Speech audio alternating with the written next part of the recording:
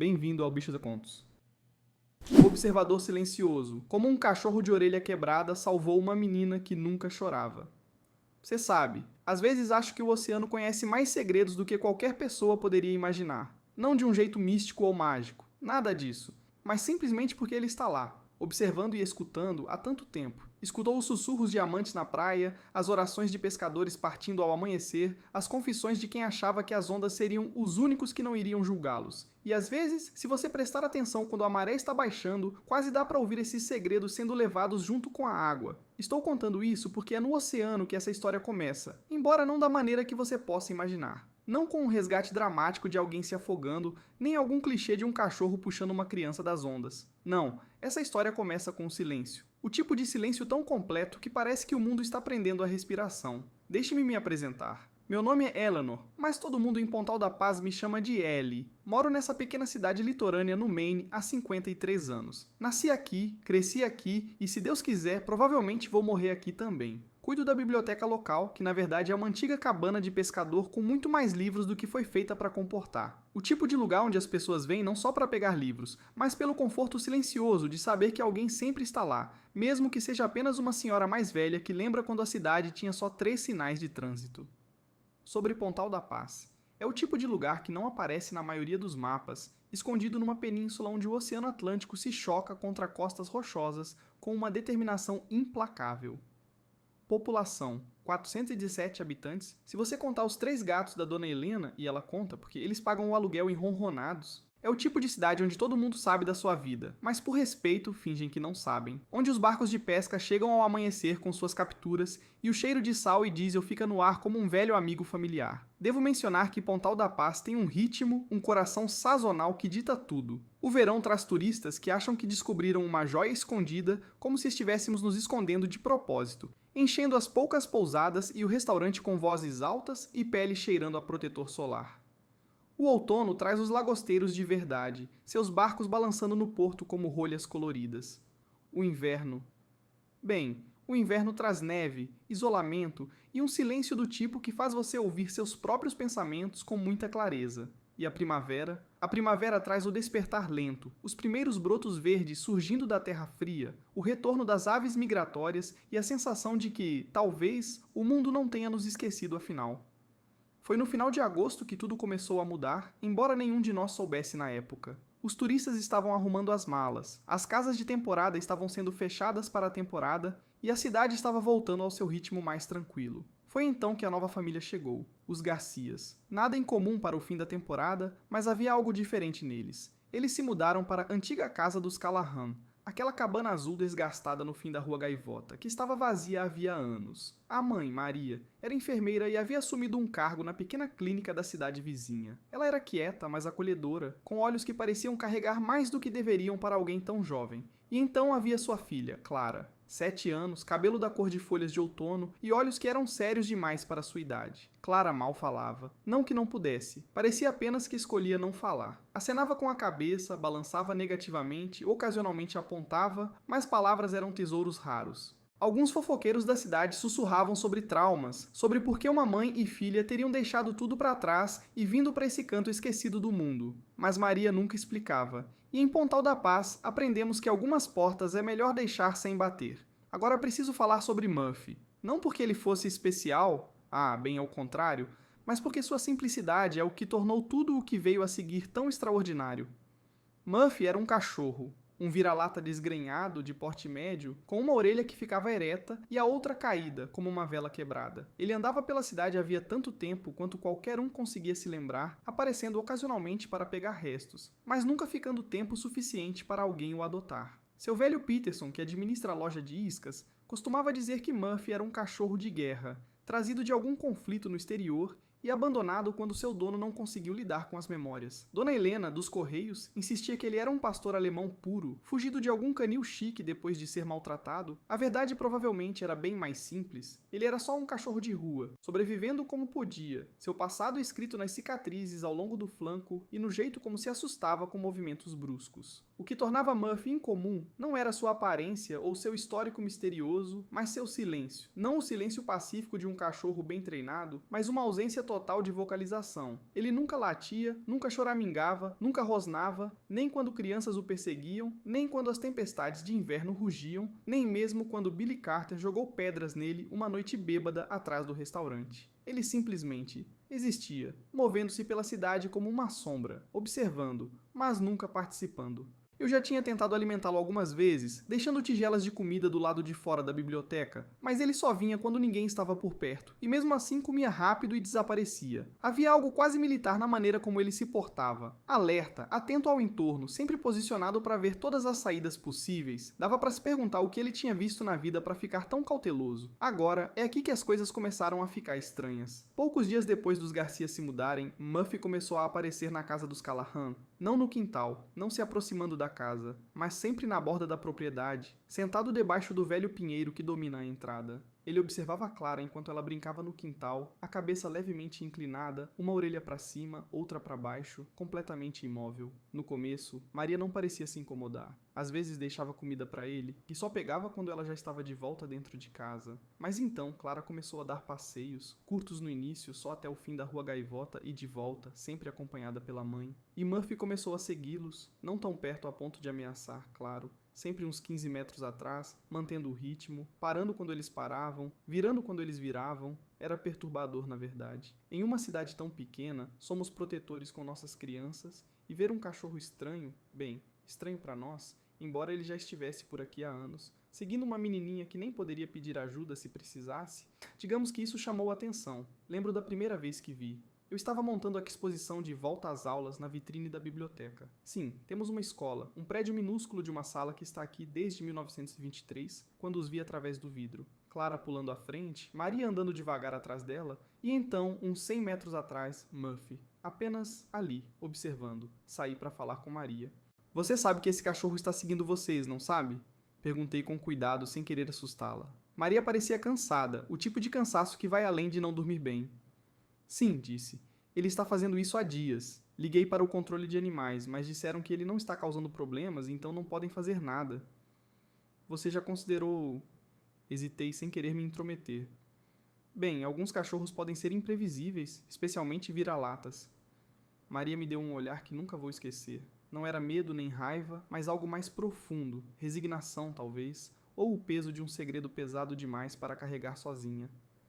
Ele não é perigoso, disse finalmente. Se alguma coisa, parece que ele está cuidando dela. Não soube o que pensar. Então apenas acenei com a cabeça e voltei para dentro, mas o incidente ficou comigo, como uma pedrinha no sapato que você não consegue ignorar. Nas semanas seguintes, a presença de Murphy virou assunto no restaurante, nos correios, até no culto dominical na igrejinha branca à beira-mar. Algumas pessoas começaram a chamá-lo de cachorro perseguidor, o que soava cruel, mas era indiscutivelmente preciso. Dona Helena chegou a organizar uma petição para tirá-lo da região, preocupada com a segurança das crianças da cidade. Numa tarde, vi Billy Carter, nosso problema local, embora na verdade seja só um jovem entediado com muito tempo e pouca direção, encurralar Murphy perto do farol velho. Billy tinha um pedaço de madeira na mão e aquele brilho malicioso no olhar, típico de quem quer provar algo para si mesmo. Some daqui, seu cachorro vadio, gritou Billy, agitando o pedaço de madeira. Ninguém quer você por perto das crianças. Murphy não fugiu, não rosnou, apenas sentou-se, a cabeça levemente inclinada, olhando para Billy com aqueles olhos calmos e inteligentes. Quando Billy deu um passo à frente, Murphy se levantou devagar, com propósito, e deu um passo em direção à casa da Clara. Depois parou e olhou para trás, para Billy. Não era um desafio exatamente, mas estava claro onde estavam suas prioridades. Billy jogou o pedaço de madeira nele, mas Murphy nem se mexeu. A madeira caiu a alguns metros e Murphy simplesmente esperou. No fim, Billy desistiu e foi embora, resmungando. Eu estava por perto, tinha ido pegar conchinhas para o cantinho das crianças na biblioteca e vi tudo. Quando Billy foi embora, Murphy me olhou por um longo momento, depois virou-se e voltou para seu lugar debaixo do pinheiro. Foi a primeira vez que ele reconheceu minha presença. Agora, devo contar sobre o problema de Clara, embora eu não soubesse na época. Maria só me contou muito depois, quando tudo já tinha acontecido. Clara tinha uma rara condição neurológica chamada Síndrome de Landau-Kleffner, às vezes chamada de afasia adquirida com distúrbio convulsivo. Em termos simples, isso significava que, embora Clara tivesse desenvolvido fala normal como bebê, algo havia causado a perda das habilidades linguísticas por volta dos 5 anos, junto com convulsões silenciosas que não envolviam espasmos, mas podiam causar paralisia temporária, confusão ou até perda de consciência. O silencioso é crucial aqui. Diferente das convulsões típicas, que são dramáticas e óbvias, os episódios de Clara podiam acontecer sem que ninguém percebesse. Ela podia parar de repente, os olhos perdendo o foco, o corpo ficando imóvel por 30 segundos a alguns minutos. Para um estranho, parecia que ela estava só sonhando acordada ou sendo teimosa. Mas durante esses episódios, ela ficava completamente vulnerável, incapaz de pedir ajuda ou se mover para se proteger. Maria tinha se mudado para Pontal da Paz esperando um novo começo, um lugar onde ninguém soubesse da condição de Clara, onde sua filha fosse julgada pelo presente, não pelo histórico médico. Ela carregava a vigilância constante de uma mãe que sabe que o maior perigo para sua filha é invisível aos outros. Mas o que Maria não sabia, e o que nenhum de nós sabia, era que Muffy conseguia sentir esses episódios antes que acontecessem. Começou sutilmente. Clara andava com a mãe, e Muffy, sempre a uma distância respeitosa, de repente ficava mais alerta, o corpo tenso, o olhar fixo em Clara. Então, quando a convulsão se aproximava, ele se aproximava, não de forma ameaçadora, mas com propósito, posicionando-se entre Clara e possíveis perigos. A primeira vez que vi, Clara voltava da biblioteca, ela adorava os livros ilustrados, especialmente os de pássaros. Maria estava alguns passos atrás, olhando mensagens de trabalho no celular. Clara parou de repente, os olhos perdendo o foco, o corpozinho ficando rígido. Assim que começou a cair para frente, Muffy entrou rapidamente e se posicionou ao lado dela, impedindo que caísse no caminho pedregoso. Maria olhou na hora certa para ver Clara se apoiando no cachorro,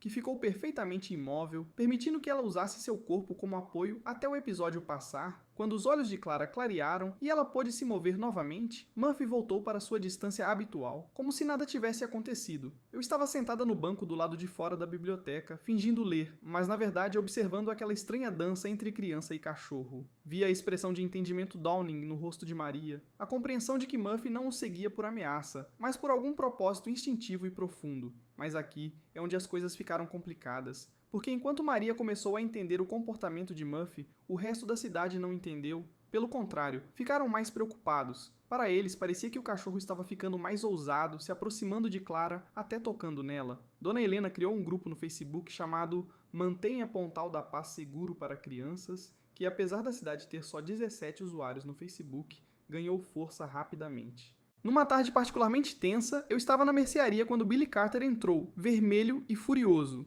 Aquele cachorro me atacou, declarou para quem quisesse ouvir. Bem na frente da casa dos Garcia. Eu só estava passando, cuidando da minha vida, e aquele vira-lata veio para cima de mim, de dentes arreganhados. Eu conhecia Billy bem o suficiente para duvidar. O que você estava fazendo perto da casa dos Garcia? Perguntei. Não é da sua conta, Ellie, respondeu. O ponto é que aquele cachorro é perigoso. Alguém precisa sacrificá-lo antes que machuque uma criança. Maria entrou na loja naquele momento, tendo ouvido o alvoroço do lado de fora. Muffy não te atacou, disse calmamente. Eu vi o que aconteceu. Você estava tentando puxar a Clara dele. O rosto de Billy ficou ainda mais vermelho. Isso é ridículo. Eu só estava dizendo oi para a criança. Clara não gosta de ser tocada de surpresa, disse Maria, ainda calma, mas com um tom que eu nunca tinha ouvido antes. Você tentou segurá-la e Muffy se colocou entre vocês. Ele não rosnou nem mostrou os dentes. Ele apenas se manteve firme. Isso não é um ataque. É proteção. A loja ficou em silêncio. Até Billy pareceu sem palavras por um instante. Mais tarde, Maria me explicou o que realmente aconteceu. Clara estava tendo um pequeno episódio, os olhos distantes, o corpo balançando levemente. Billy, sem entender, tentou segurá-la sem perceber que contato súbito poderia desorientá-la ainda mais durante uma convulsão. Muffy interveio, não para atacar, mas para criar uma barreira, dando espaço para Clara se recuperar sem estímulos sensoriais extras. O problema era que ninguém mais via dessa forma. Para a cidade parecia que um cachorro de rua estava ficando cada vez mais agressivo, colocando crianças em risco. A pressão aumentou para remover Muffy, ou, como alguns sugeriram, sacrificá-lo. Devo mencionar que nesse ponto, eu já tinha começado a passar mais tempo com Maria e Clara. Não de forma formal, só pequenas coisas. Eu guardava conchinhas interessantes para Clara, Maria me trazia tamales caseiros como agradecimento e lentamente uma amizade foi se formando. Num fim de tarde chuvoso, com a biblioteca fechada e Maria de folga, ela veio com Clara e finalmente me contou a verdade sobre a condição da filha. É chamado de Landau Kleffner, explicou Maria enquanto Clara organizava conchinhas na minha mesa de centro. A maioria das pessoas nunca ouviu falar. É raro, cerca de 1 em 1 milhão de crianças. Clara era perfeitamente normal até os 5 anos. Depois, em alguns meses, parou de falar, de entender a linguagem. Foi como se ela estivesse desaparecendo diante dos meus olhos. Ela parou, observando a filha, que estava completamente concentrada, os dedinhos traçando as espirais das conchas. Os médicos ainda não sabem o que causa. Existem tratamentos, mas nem sempre funcionam. E as convulsões são a parte mais perigosa. Silenciosas, imprevisíveis, e ela não tem aviso de quando vão acontecer. Pensei em Murphy, sempre à distância certa, sempre alerta quando Clara parecia mais vulnerável. E o Murphy? Maria acenou com a cabeça. Ele sente. Nem todos os cachorros conseguem, mas alguns, geralmente com treinamento militar ou como cães de serviço, desenvolvem a capacidade de detectar convulsões. Acho que Murphy deve ter sido treinado para algo assim antes. O que quer que tenha acontecido com ele? Ficamos em silêncio por um momento, observando Clara. Ela olhou para nós e sorriu, um sorriso pequeno e secreto que parecia dizer que entendia mais do que podia expressar.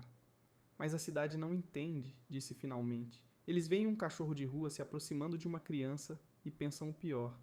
A expressão de Maria era cansada.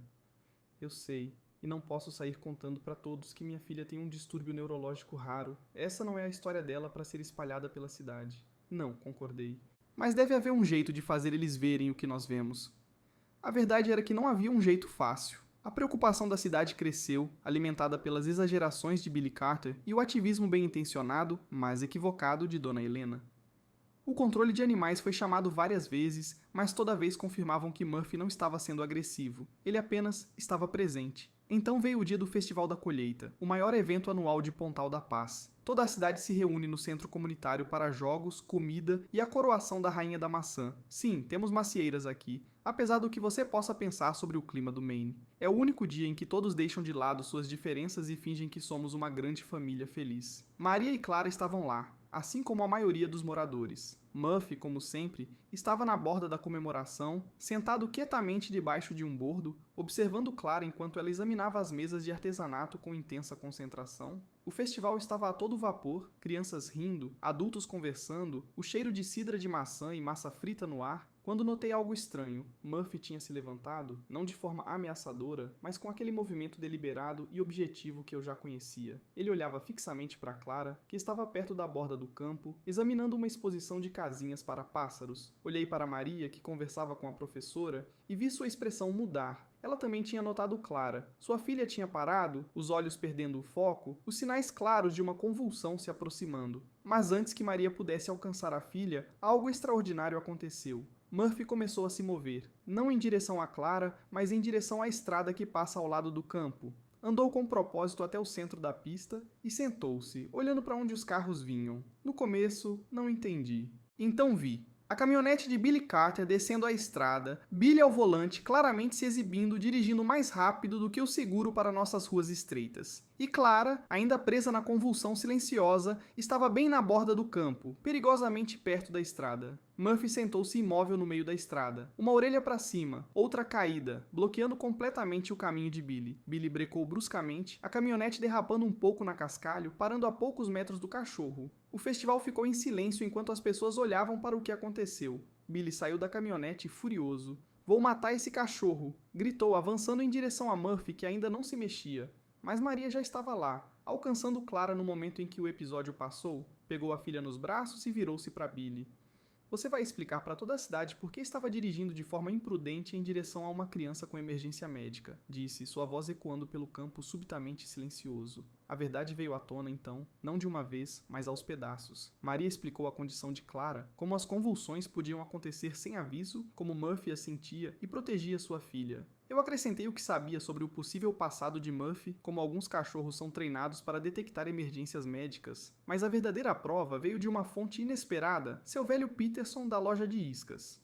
"Eu sabia", disse com a voz embargada. "Eu servi com o dono do Murphy no Afeganistão. O nome dele era Jake Morrison, e Murphy era seu cão de serviço depois que Jake perdeu a audição numa explosão de IED. Murphy conseguia sentir as convulsões de Jake antes de acontecerem. Quando Jake não voltou de uma missão, Murphy desapareceu. Todos achamos que ele também tinha morrido." Ele olhou para Murphy, que ainda estava sentado calmamente na estrada, ignorando completamente a comoção ao redor.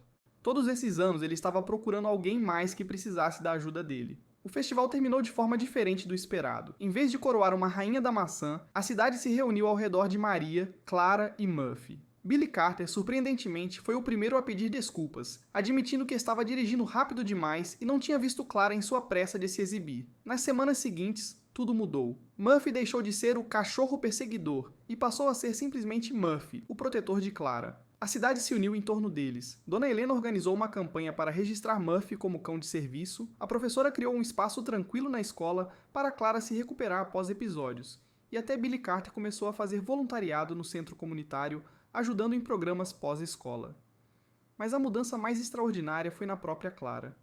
Devagar, quase imperceptivelmente, ela começou a falar de novo. Não frases completas no início, mas palavras soltas, depois pequenas frases. Maria me contou mais tarde que os médicos acreditavam que a segurança que Murphy proporcionava havia reduzido a ansiedade de Clara, o que por sua vez estava ajudando o cérebro dela a se reconectar.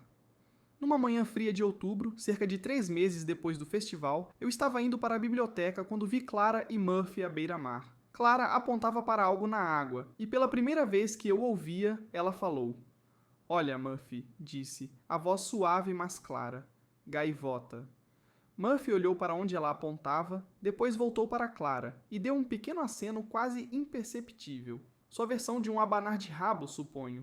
Então sentou-se ao lado dela, de guarda enquanto ela observava os pássaros. Fiquei ali por um momento, observando-os, o sol nascendo, projetando sombras longas na areia. O oceano estava calmo naquela manhã, as ondas chegando com aquele som suave e rítmico que tem consolado esta cidade por gerações. E naquele momento percebi algo importante. Às vezes as pessoas, ou cachorros, que parecem mais deslocadas são exatamente onde deveriam estar. Às vezes, os quietos veem o que o resto de nós perde. E às vezes, os maiores heróis não usam capas nem fazem entradas dramáticas. Eles simplesmente aparecem, dia após dia, prontos para se colocar no meio da estrada quando isso importa. Você sabe, ainda acho que o oceano conhece mais segredos do que qualquer pessoa poderia. Mas passei a entender que às vezes, esses segredos não são levados pela maré. Às vezes, eles chegam à costa, na forma de um cachorro de orelha quebrada e uma menininha quieta que precisavam um do outro mais do que qualquer um imaginava. E se você prestar atenção quando a maré está baixando, talvez ouça algo novo. A voz de uma criança tímida, mas esperançosa, dizendo: